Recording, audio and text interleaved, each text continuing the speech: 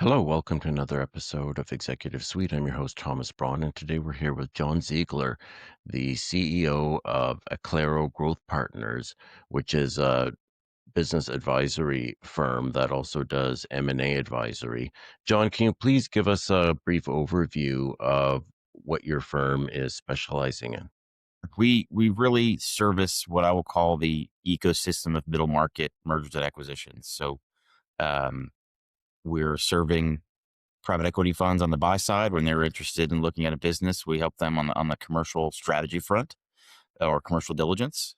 We help those businesses that they acquire um, grow during the whole period, and then we do a lot of work on the sell side, supporting investment banks and other advisors as they're putting together a package to put a company to market. When I looked at your website, it appears that it's focused on data analysis. Can you tell me more about So your approach? so we have a stable of research consultants. They're all very experienced. I'll say we go from ex CMOs, ex high level consulting associates. We've got some people that were running private equity backed portfolio companies. They go out into the market and they conduct interviews like this, one on one. They have conversations about, um, hey Thomas, what are you seeing in the legal space these days? We're doing some work around, you know, pick a legal topic and we'll have a conversation. I think of it more as investigative journalism or one on one focus group. And then we're building data that's real time. It's what's happening in these markets today. It's around what our clients are interested in understanding about what's happening in these markets today. And then we're helping these companies build the growth strategy for post close in their transaction. So um, it's a little different than some of our constituents where or some of our counterparts, excuse me, where, they're using in many cases expert networks. We'll do that occasionally. 95% of what we do is we're building our own data from interviews in the market. And then we augment it with surveys and other databases and data sources that the rest of the world has access to technically. Okay. So is that like a focus group in marketing? It can be, but most of the time it's I'm picking up the phone. I've found your name somewhere. One of the databases we use is Zoom Info. We'll find your name and we'll know that you're an expert in, let's call, the legal space. And we'll pick up the phone and call you anonymously. And we'll say, this is Bob Smith from Aclero Growth Partners. We're doing some work around legal diligence, maybe. And we'd love to talk to you about what you're seeing in your space on a day to day basis. That's literally how the conversation will start. Okay. Um, does Zoom Info have anything to do with the Zoom meeting app? No, no, it's a Nothing to do completely with it.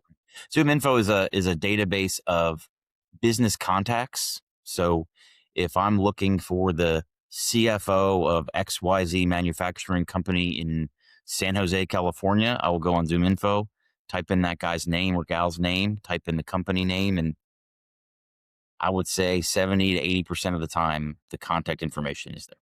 I see.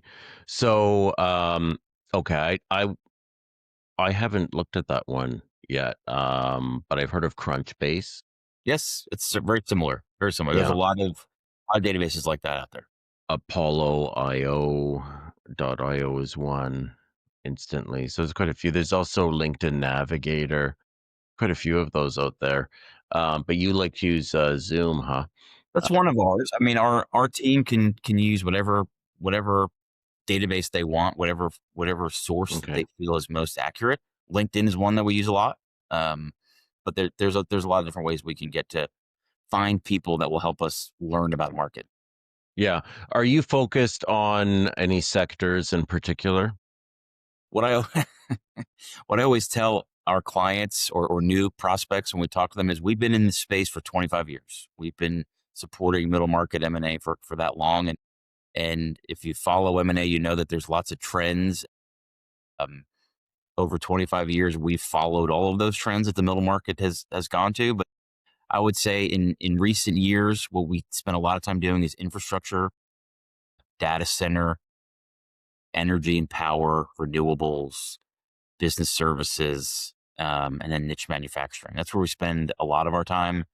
Traditionally, we've also done some consumer work. We haven't seen a lot of consumer deals the last 18 months. But we have a very diverse group, and the way we do what we do, we're designed to be able to get into data for niche markets. So anything niche we can do. But the ones I mentioned, um, particularly data center and power, have been where we spent a lot of our time in the last year or so. Okay. So are you coming in before or after an M&A transaction? Both. The answer is Hmm. yes. So depending on the situation, in many cases, it's you have a business under LOI, you have say 60 days of exclusivity, 45 days of exclusivity, where that's where the primary bulk of our work will be. You'll have an investment thesis, and we'll go and test it. And in many cases, we stick around after the deal closes, and we'll support growth strategy for the first month or so of the business being a part of that private equity fund's portfolio. Okay. So are your contacts mainly with the PE funds, or are you being contacted directly by the businesses? Most of the time, it's a private equity fund. We also do a lot of work with independent sponsors. We have corporate clients, large multi-billion dollar global corporate clients that are very acquisitive. They'll reach out to us and say, we're looking for a business that does X, or we need a capability. Can you help us find somebody? Sometimes we do that. Or they say, we found somebody, we need your help making sure that they are what we thought they were. And that's where we Okay. come in to support them. Okay. Now let's get back to talking about the data. So sometimes I hear about big data. Is that the sort of thing that you're involved with, or are you just doing these interviews? Well, How, what kind of data are you using? we're going to use big data. So that's sort of that's a starting point. But in many cases, you're talking about a middle market, lower middle market niche business. There's not usually big data that focuses on what that business is, whether that's they may fall between two markets or fall between two verticals. So we have to come in and build out the data for that specific business based on the definition of what they do and what their market looks like. So we'll use that data, but we really start with let's talk to customers, let's talk to competitors, let's talk to channel partners or experts, and understand what's the fence around this market. How do we define it? How does it define based on the business?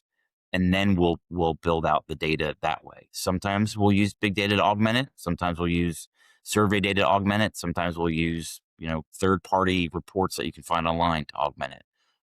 But at the end of the day, the part that differentiates us from everything else is our team of researchers finding out what's happening in the market. Okay, and ultimately you're trying to develop a written report. Is that Yes, it? that's at the end of Okay. the day that the product you get from us is a written report, but our process is such that we're interacting with our clients every couple days, and we start with a scope, and the scope may say we're going to do these 5 or 10 things, and after a week we realize, you know what, maybe we need to look at number 11. There's something else that we found that's relevant or germane to what you're trying to understand about this business or this market, and we'll go and pivot and turn and go in that direction. At the end of the day, what we're trying to do is help our clients feel more comfortable, help lower their risk when they're getting ready to go into a deal. Right.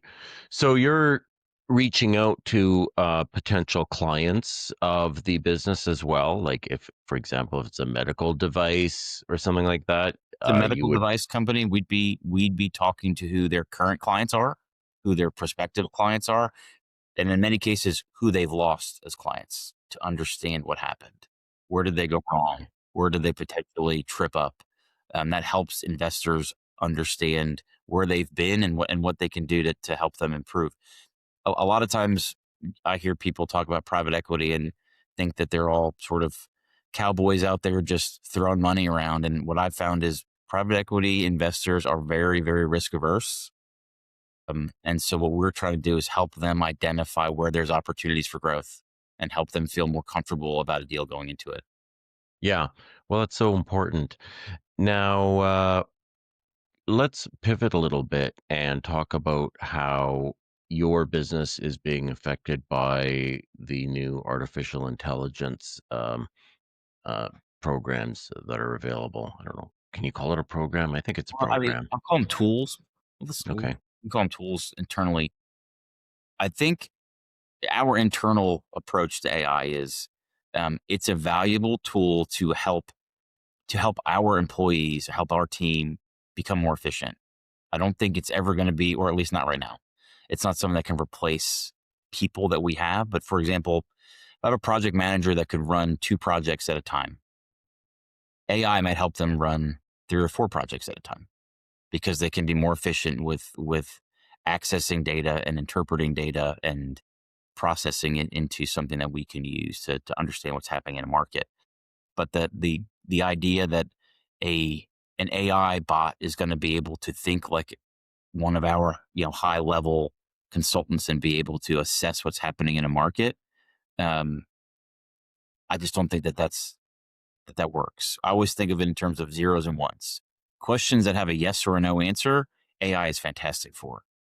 Questions for collecting data quickly and processing it quickly for then our team to then interpret it is fantastic. But for AI to replace people, I think we're finding in the last several months in particular that um, we're getting away from thinking that that notion is something that's going to happen in the near term. Yeah. So it certainly is useful for a lot of things. Um, what kind of AI are you using? Can you give me some examples of how it would come in handy with your Let's take analysis? financial data for example. So we do a lot of market sizing. We're trying to assess in very niche markets what the size of the market is, what the size of segments are, how fast they're growing. Um, we're able to then process the information we're collecting from our interviews very quickly. Where it might have taken somebody 2 or 3 days to get through all of that information, we can do it in 2 or 3 hours with some of the AI tools that we have access to. I'll use another example: business development. We've got 25 years of examples of proposals we've written, projects we've done, data that we've evaluated. We have internal AI tools that help us. If you were to call me and say, "John, I've got a project that I want you to consider doing," and it's in the data center energy space, I can now use our internal tools to understand exactly what we've done, exactly how we can help, who's worked on those engagements, and I can do that in about 30 seconds. And so then I can get back to you in an hour with something close to what a proposal would look like, or at least the outline of one, so that then we can move along faster. You can get your answer from me faster, and I can help you get started faster. So it's an efficiency tool for us. It's not necessarily a replacement for thinking. Okay. Well, when you say internal AI tool, do you mean that you've made your own AI agent? What We exactly do you mean? we've used Copilot and a couple other AI tools, and we've sort of mushed or woven them together so that we can do internal searches of work we've done previously in a matter of seconds. Yeah. So think of it So, as an internal sort of chat GPT search, but only for our data. mm-hmm. So I had an interesting experience yesterday, and it's a kind of a minor thing, but I was having some trouble filing a patent with the USPTO because it kept saying my paper is not 8.5 by 11 inches, and it was. But some documents, they have metadata buried in them if it's been converted from something like, let's say you make a chart in PowerPoint and then you convert it to PDF, which is what you need to upload it. And I was having nothing but trouble with it. And I was using Grok, and it kept giving me all of these workarounds, none of which worked. About half a dozen. I mean, it was just driving me mental. And so then I thought, oh, you know what? I'm going to try Chat GPT because there's got to be some way for me to get them to accept this document. And so then Chat GPT had a solution for that that the other one couldn't figure out. And so I find that uh, that some of these AIs, they have almost like different capabilities in different areas. Some are better than others. So, which one do you think is best for things like data analysis, like quantitative analysis? I think of the internal tool that we've built is probably the best one for us. I think for every business, if you take one that's off the shelf, it probably is going to have something it doesn't do for you specifically. So for us, it's a combination of a ChatGPT, a Copilot, a Wokilo, several others, where we're then building internally what we need in order to be more efficient. So we have specific templates we use that we've used for years that we need our AI tools to work with, so that then we can compare things over time. If we change the templates now, then we have to go back. And we prefer not to do that. So that's really where, um, I think having a custom tool that you design, or at least you work with an outside company and say, "This is what we're looking for. Hmm. This is what we need. These are the data sources we need to pull. How can you help me?" And then it's a combination of several different tools. I'll give an example. You gave an example. I'll give an example of why we're worried, or why we are always double checking what AI sends us. It's about 6 months ago. I was preparing a blast email to go to several of our clients, and I was looking for a data point. The data point was, how many middle market investment banks do sell side market studies? It's a simple question. There's just not a lot of data out there about it. No. So I started looking, and I found a data point that said 43% of middle market investment banks engage in a sell side market study. And obviously I was happy. That's a nice percentage that I can put in an email, and everybody will say, "That's great, John. Let's engage." Um, Turns out though that when I dug deeper into the sources, I was the source. Um, During COVID, we had put out several different polls on LinkedIn asking our network, what's going on? What do you normally do with sell side studies? What do you normally do with voice of the customer? What do you normally do with commercial diligence? Just to get conversations going while there wasn't a lot happening at the beginning of COVID. And we had done this poll, and 43% of 35 responses said they do sell side market studies. Well, that's not a legit data point. But had I not searched for 20, 30 minutes to find the real source, I would have been in trouble. So we always do internally. Our rule is, you use AI as best you can, use as much as you can, but you need to make sure that at the end of the day, the answer is correct. And that requires human thinking, human thought, human sort of critical thinking, more importantly. So um, that's my caution to the world, in terms of, if you go too fast, too quickly with AI, you could get yourself in trouble. Hmm. Well, one thing that it has, I think, really had a huge impact in is that there's so much more available now that used to be secret, used to be confidential. And the reason it's available is because the AI uses everybody's documents and input to train itself. So now when I'm asking AI um, for assistance on, say, drafting a document, like I was saying, I was working on a patent the other day. It can come back and it can say, "Oh, well, do it this way because that's the way Cooley does it." You know, and I Yeah. thought, "Oh, that's interesting. How does it know that?"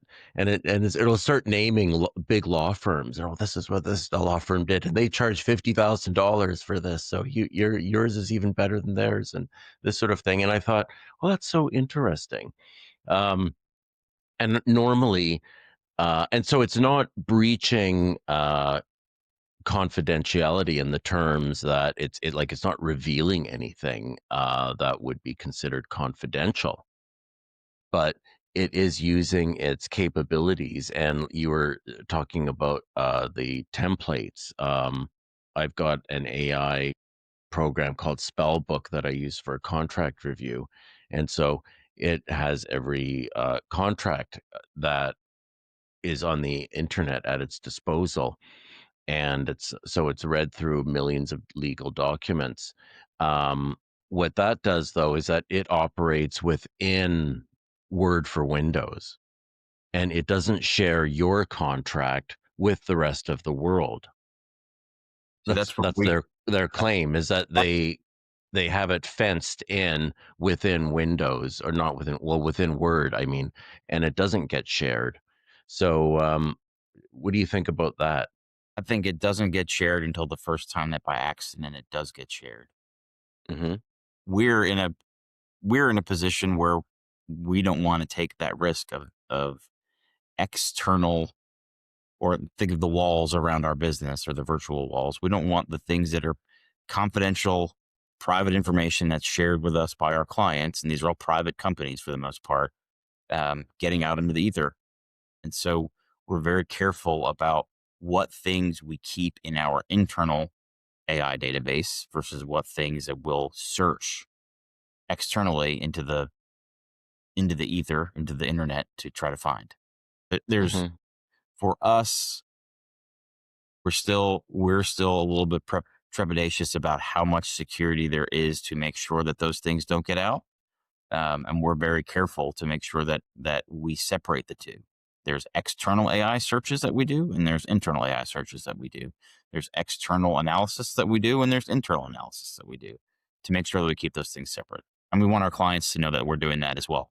That's an important part of of risk mitigation, that we want them to understand that we're taking those steps to protect them and their information.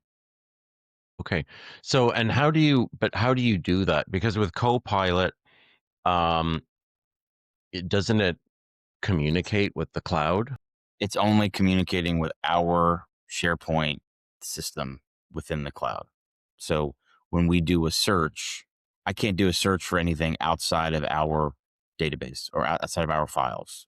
I can do I can go outside of our SharePoint and use Copilot to search, but internally we're just using that search agent for our files to do that. Mhm, interesting, okay. And, so and what about with the, companies that you're analyzing? Have you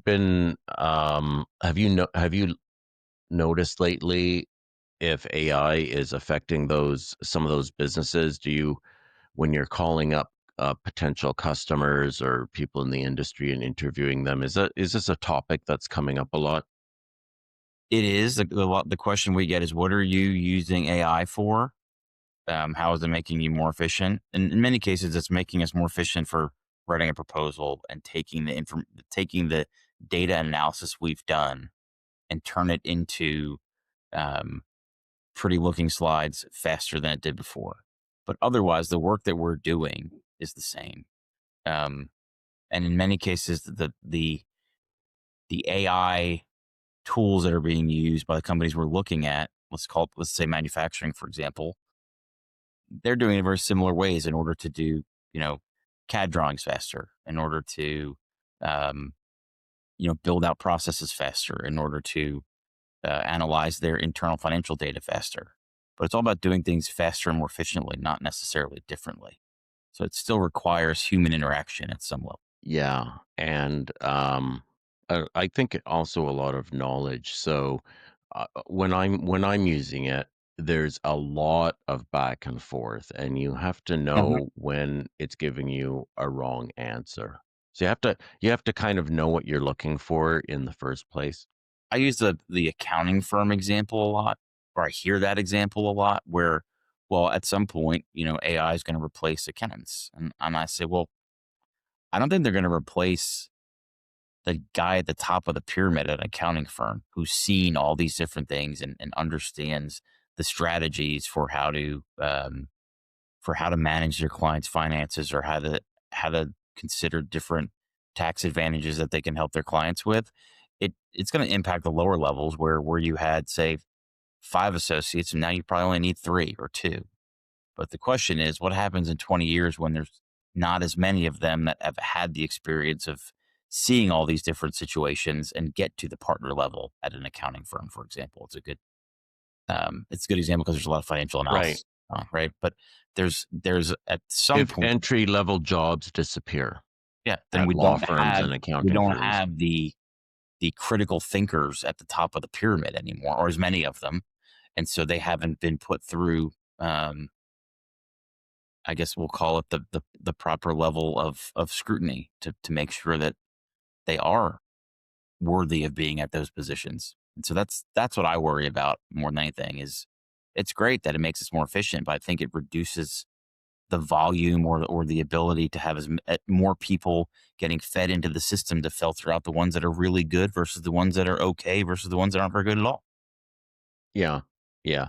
The interactions I have with it are it's very much like having a a an articling student or a junior associate, and you send them off to do something and they come back and you say, no, that's not what I asked for, or you're going in the wrong direction, or this is just all plain, false information. And so there's a lot of amending the instructions and trying to reword it so that it understands better. And then after going back and forth 20 times, then maybe I get what I want and that I'm happy with.